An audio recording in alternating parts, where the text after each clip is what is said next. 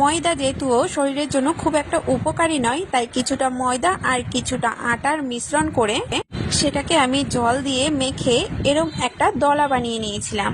এবার শুকনো আটা দিয়ে আমি সেই দলাটাকে বেলে বেলে এরকম বড় করে নিয়েছি। এবার দেখো, আমার হাতের এই মেশিনটার সাহায্যে আমি এপাশ থেকে ওপাশ লম্বা লম্বা করে একটু চাপ দিয়ে দিয়ে পুরোটাই কেটে নেব।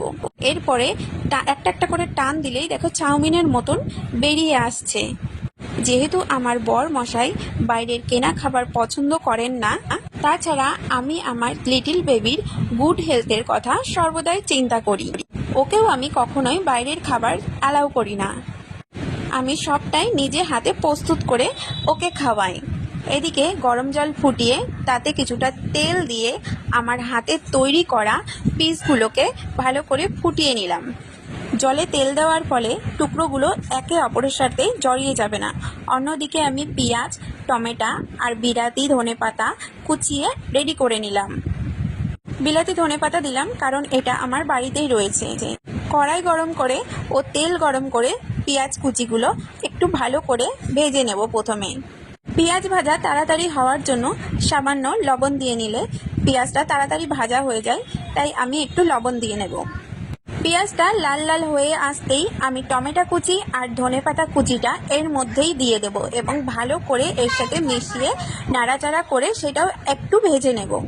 মিশ্রণটা একটু ভাজা আর একটু নরম হয়ে আসলেই নিজেদের প্রয়োজন মতন আর রুচি মতন ডিম ফাটিয়ে এর সাথে মিশিয়ে নেব।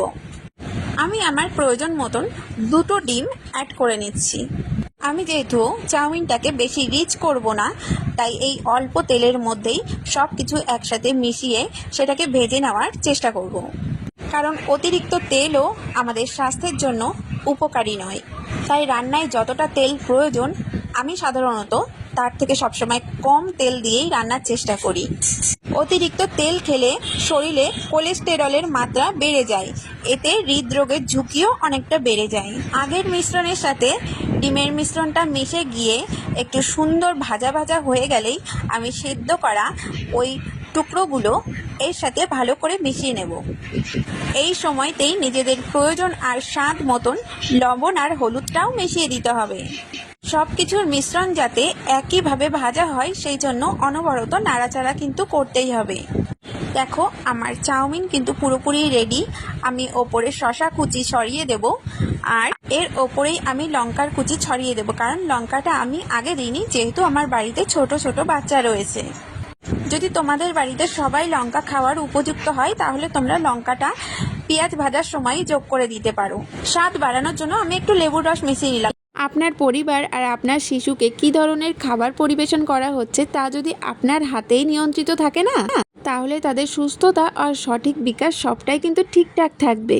বেশিরভাগ ক্ষেত্রেই বাইরের খাবারে তেলের বদলে ব্যবহার করা হয় ডালডা, যা শরীরের জন্য প্রচণ্ডই ক্ষতিকর।